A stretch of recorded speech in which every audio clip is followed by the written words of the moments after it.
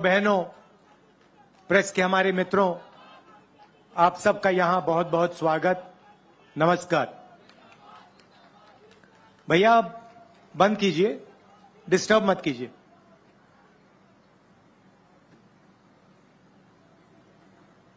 पांच साल पहले ऐसी ही मीटिंग में बघेल जी ने, मैंने, कांग्रेस पार्टी के सीनियर नेताओं ने छत्तीसगढ़ की जनता से 3-4 वायदे किए थे। सबसे बड़ा वायदा कि छत्तीसगढ़ में किसानों का कर्जा माफ होगा और एक ऐसी सरकार आएगी जो किसानों की रक्षा करेगी, जो किसानों की, मजदूरों की आवाज सुनेगी और उनको सुनकर सरकार चलाई जाएगी। हमने ये भी कहा था कि धान के लिए छत्तीसगढ़ के किसानों को 2,500 रुपए प्रति क्विंटल मिलेगा। अब मैं आपसे पूछना चाहता हूं, क्या हमने आपको सच बोला था या झूठ बोला था? हमने 15-20 बातें नहीं की थी, हमने 4-5 बातें बोली थी, मगर जो हमने स्टेट से बोला वो हमने करके दिखाया। एक और बात, हमने वायदा किया था कि छत्तीसगढ़ में किसानों को 2,500 रुपए क्विंटल मिलेगा। किया था ना? आज क्या रेट है? आज 2,500 है या 2,640 है? 2,640 है। तो जो हमने वायदा किया था उससे हम आगे निकल गए हैं। वहां हम नहीं रुके नहीं। हम आपको यह कह सकते थे कि देखिए, हमने तो 2,500 की बात करी थी, हमने 2,600, 700, 800 की बात तो नहीं की थी, मगर नहीं, हमने उसको 2,640 कर दिया। और आप बोलो भी ना, हम इसको आने वाले समय में 3,000 तक ले जाएंगे। क्यों? आपको बोलने की जरूरत नहीं है, क्योंकि हम किसान के दिल में जो है उसको हम समझ जाते हैं और उसकी आवाज, जो दिल की आवाज होती है, वो हम सुन लेते हैं।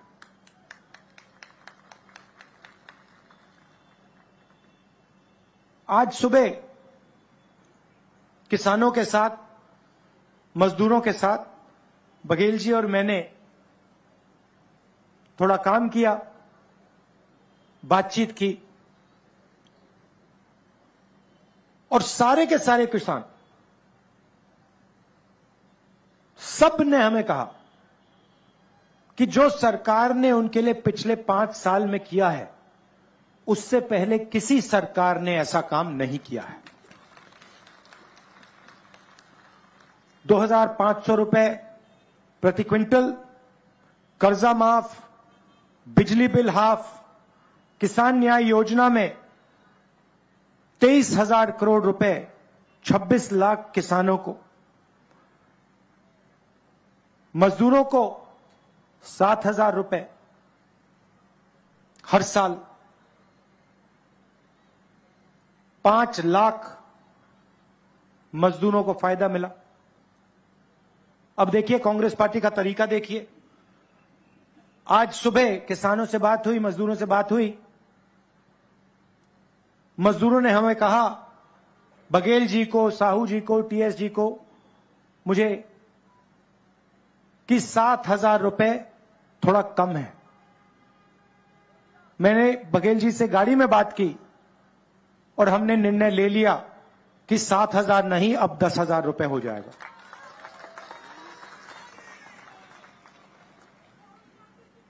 और छत्तीसगढ़ के किसान, सारे किसानों को मैं कहना चाहता हूं, पिछली बार हमने कर्जा माफी का वायदा किया था, वो वायदा हमने पूरा किया और इस बार भी हम कर्जा माफी का वायदा कर रहे हैं और हम आपका कर्जा माफ कर देंगे।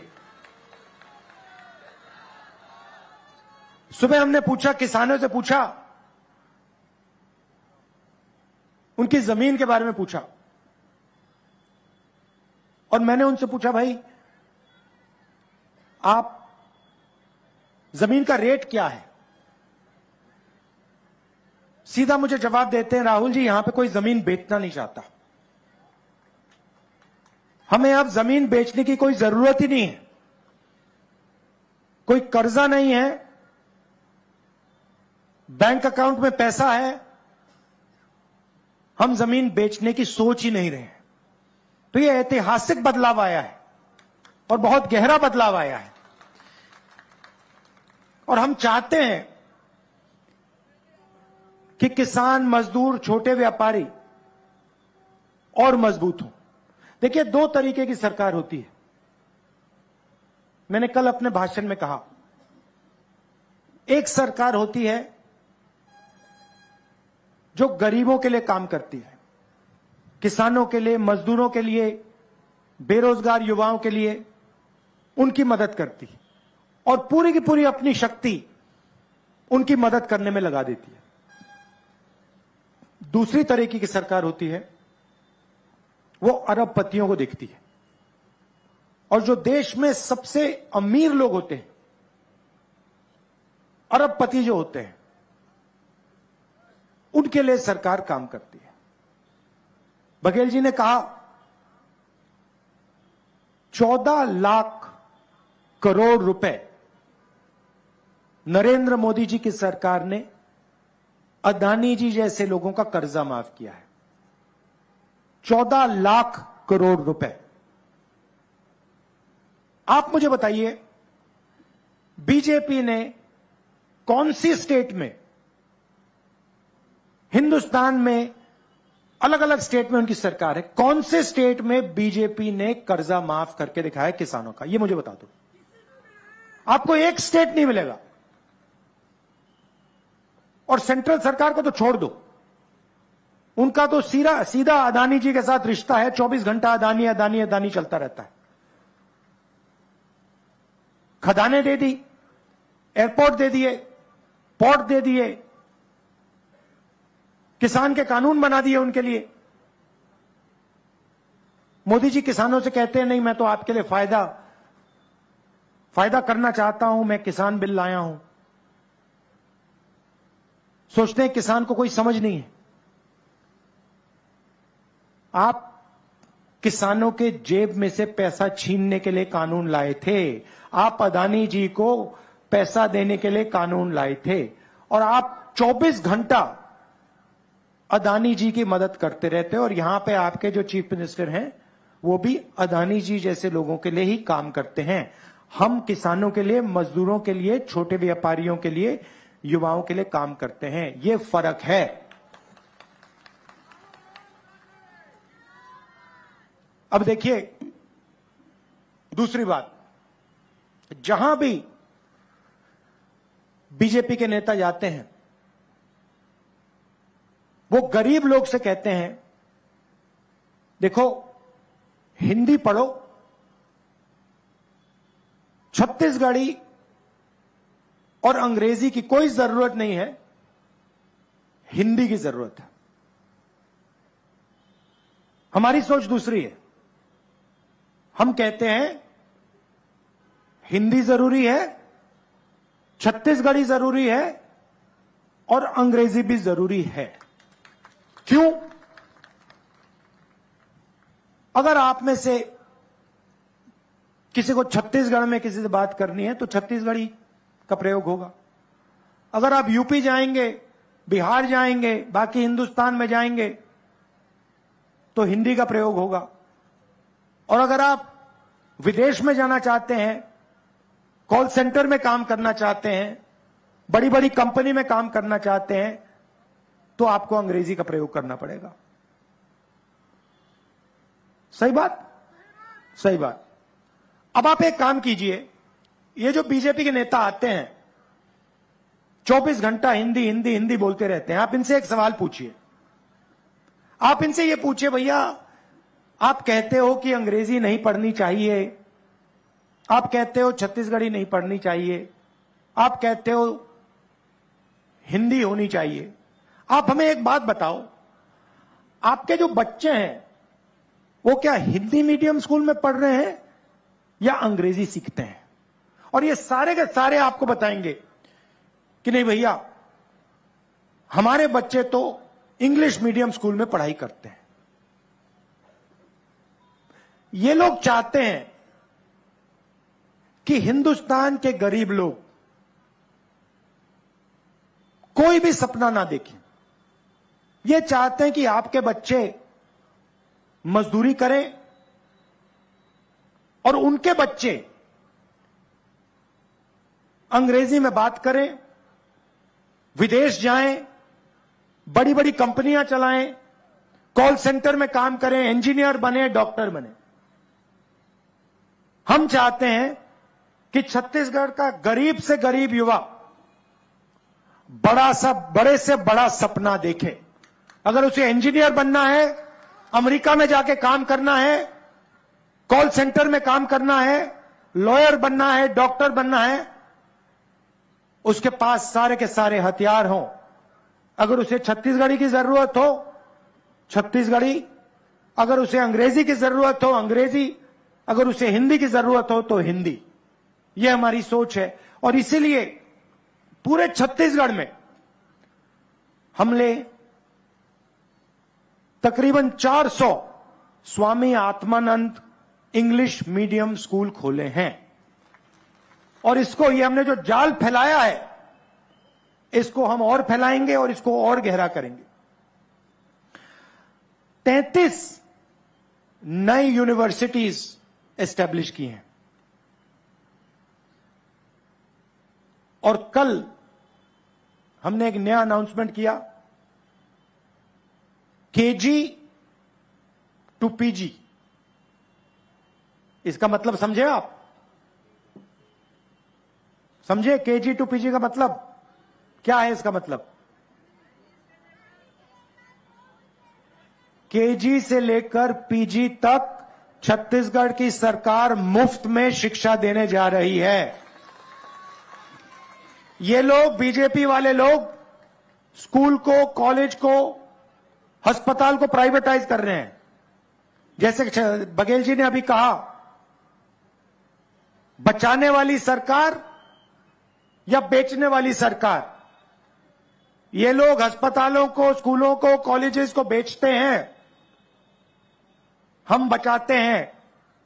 इसीलिए छत्तीसगढ़ में सरकारी स्कूल, सरकारी कॉलेज, सरकारी यूनिवर्सिटी में छत्तीसगढ़ के किसी भी युवा को 1 रुपया नहीं देना पड़ेगा, मुफ्त में आपकी शिक्षा होगी।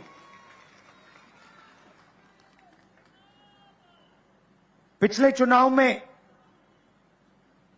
आदिवासियों से हमने तेंदुपत्ता का वायदा किया था, कहा था कि 4,000 रुपए में 1 बैग तेंदुपत्ता का खरीदा जाएगा। इस बार हम कह रहे हैं 4,000 रुपए साल के आपके ऑटोमेटिक बैंक अकाउंट में हम डाल देंगे। और जो आपके जंगल में जो चीजें उगती हैं, तेंदुपत्ता, इमली, इनके लिए हम 10 रुपए एक्स्ट्रा एमएसपी में डाल देंगे। भाइयों और बहनों, एक और बहुत बड़ा मुद्दा है और शायद वो हिंदुस्तान की राजनीति के लिए, हिंदुस्तान के प्रगति के लिए सबसे बड़ा मुद्दा है। उसको हम जाति जनगणना कहते हैं, कास्ट सेंसस। सवाल यह है कि इस देश में हम जात की बात करते हैं, मगर किसी को नहीं मालूम कि कौन सी जात की कितनी आबादी है। कोई नहीं जानता। अगर मैं आपसे पूछूं भाई हिंदुस्तान में ओबीसी वर्ग के कितने लोग हैं, यहां पे हजारों लोग हैं, आप जवाब नहीं दे पाओगे। चलो पूछता हूं, हिंदुस्तान में ओबीसी वर्ग के लोग कितने हैं, कोई बता सकता है? देखिए सन्नाटा छा गया, कोई नहीं जानता। मोदी जी 24 घंटा ओबीसी ओबीसी ओबीसी करते रहते हैं, मगर इस देश को यह नहीं मालूम कि ओबीसी कितने हैं, आदिवासी कितने हैं, दलित कितने हैं, और आदिवासी के अंदर दलित के अंदर अलग अलग कितनी जाति हैं और उनकी आबादी कितनी है। अब आप पूछोगे भैया इसकी क्या जरूरत है? बीजेपी के लोग कहते हैं भैया क्या जरूरत है, देश को क्यों पता लगे ओबीसी कितने हैं? मैं आपको बताता हूं। अगर हम भागीदारी की बात करते हैं, अगर हम देश की हिस्सेदारी की बात करते हैं, तो हमें पता लगाना पड़ेगा कि अलग अलग जातों में कितने लोग हैं। मैं उदाहरण देता हूं आपको। हिंदुस्तान की सरकार को एमपी नहीं चलाते। लोग सोचते हैं कि भाई लोकसभा और राज्यसभा के मेंबर ऑफ पार्लियामेंट हिंदुस्तान की सरकार को चलाते हैं, मगर जो सच्चाई जानता है वो आपको 1 मिनट में कह देगा कि हिंदुस्तान की सरकार को 90 आईएएस के ऑफिसर्स चलाते हैं। आप सिर हिला रहे हैं, सही बोला ना मैंने? मतलब 90 लोग हैं जो इस देश की सरकार को चलाते हैं। उनको हम secretary to government of India कहते हैं। सबसे बड़ा अफसर होता है कैबिनेट सेक्रेटरी, और उसके नीचे 90 अफसर होते हैं secretary to government of India. ये लोग हिंदुस्तान की सरकार चलाते हैं। कैसे चलाते हैं? मनरेगा में कितना पैसा जाता है ये निर्णय लेते हैं। मनरेगा कैसे बनेगा, मजदूरों को कैसे पैसा दिया जाएगा, कॉन्ट्रैक्टर को कैसा पैसा दिया जाएगा, सड़क कहां बनेगी, कैसे बनेगी, अंत में ये लोग निर्णय लेते हैं। तो सवाल यह है, अगर सचमुच में ओबीसी की भागीदारी है, या दलितों की भागीदारी है, या आदिवासियों की भागीदारी है, तो इन अफसरों में भी ओबीसी की, दलितों की, आदिवासी अफसर होने चाहिए। और कम से कम अगर देश में मान लो 50% ओबीसी हैं, तो 90 में से 50% ओबीसी होने चाहिए। तब हम कह सकते हैं हां भैया ओबीसी की भागीदारी है। और 90 में से मान लो दलितों की 15% आबादी है, तो 15% दलित होने चाहिए। और मान लो हिंदुस्तान में 15% आदिवासी हैं, तो 15% उसमें आदिवासी होनी चाहिए। तो फिर हम कह सकते हैं हां भैया आदिवासी भी शामिल हैं, दलित भी शामिल हैं, ओबीसी भी शामिल हैं। और जब हिंदुस्तान का बजट बांटा जाता है, लाखों करोड़ रुपए बांटे जाते हैं, तो उसमें ओबीसी की भी आवाज है, दलित की भी आवाज है, आदिवासी की भी आवाज है, जनरल की भी आवाज है। अब सच्चाई सुनिए, 90 अफसर हैं, 90 में से 3 अफसर ओबीसी से आते हैं। आदिवासियों की बात करते हैं, 90 में से 3 आदिवासी हैं, 3 ओबीसी हैं। और मजा वहां नहीं खत्म होता। अगला सवाल यह है कि ठीक है, ये जो ओबीसी अफसर हैं, ये जो 3 हैं, ये बजट में कितने पैसे का निर्णय लेते हैं। यहां जो ओबीसी युवा हैं, आप हिल जाओगे, आपको गुस्सा आएगा। भाइयों और बहनों, हिंदुस्तान के बजट में ओबीसी अफसर सिर्फ 5% निर्णय लेते हैं। क्या हिंदुस्तान में ओबीसी की आबादी 5% है? कम से कम 50% है। तो ओबीसी युवाओं को नरेंद्र मोदी से यह सवाल पूछना चाहिए, हमारी आबादी 50%, आप 24 घंटे कहते हो ओबीसी सरकार, ओबीसी सरकार, ओबीसी सरकार, और हमारा हक 5%। ये किसका बेवकूफ बना रहे हो आप? यह सवाल हिंदुस्तान के हर ओबीसी युवा को नरेंद्र मोदी से पूछना चाहिए। चलिए अब आदिवासियों की बात करते हैं। यहां आदिवासी हैं। भाइयों और बहनों, ओबीसी 5% निर्णय लेते हैं, आदिवासी कितना लेते हैं?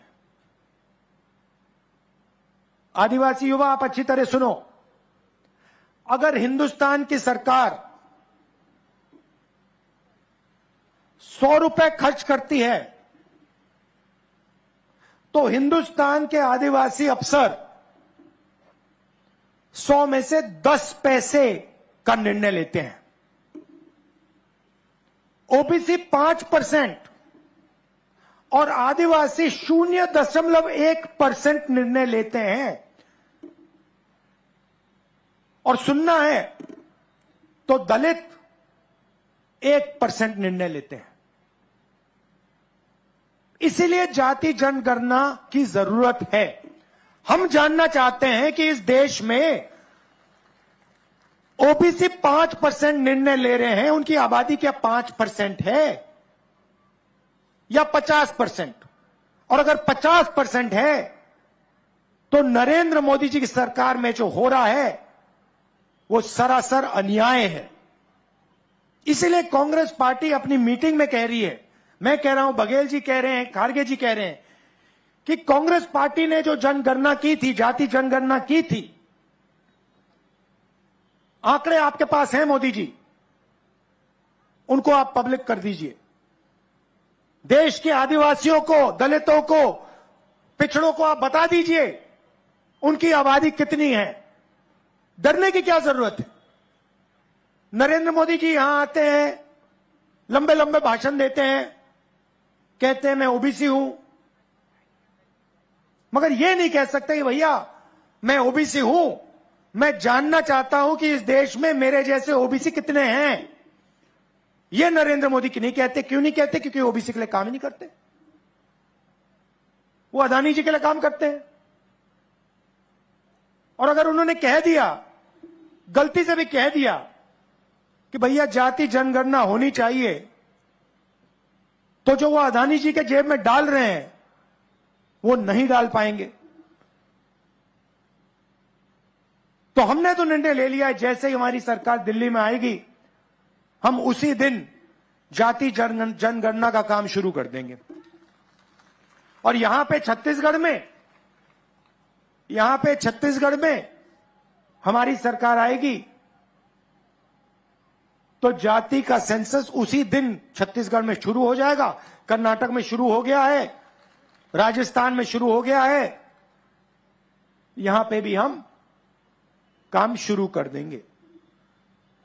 यह मैं आपसे कहना चाहता था। और जाति जनगणना के बाद पिछड़ों का, दलितों का, आदिवासियों का एक नया चैप्टर लिखा जाएगा। उनकी प्रगति के लिए, उनके विकास के लिए ऐतिहासिक काम शुरू हो पाएगा। आप सब यहां आए, इसके लिए दिल से बहुत बहुत धन्यवाद। नमस्कार, जय हिंद।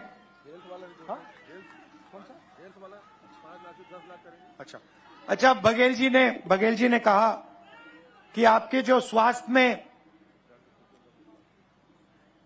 जो आपको इंश्योरेंस मिलता है 10 लाख रुपए, 5 लाख रुपए मिलता है, उसको हम 10 लाख रुपए का करने जा रहे हैं। धन्यवाद।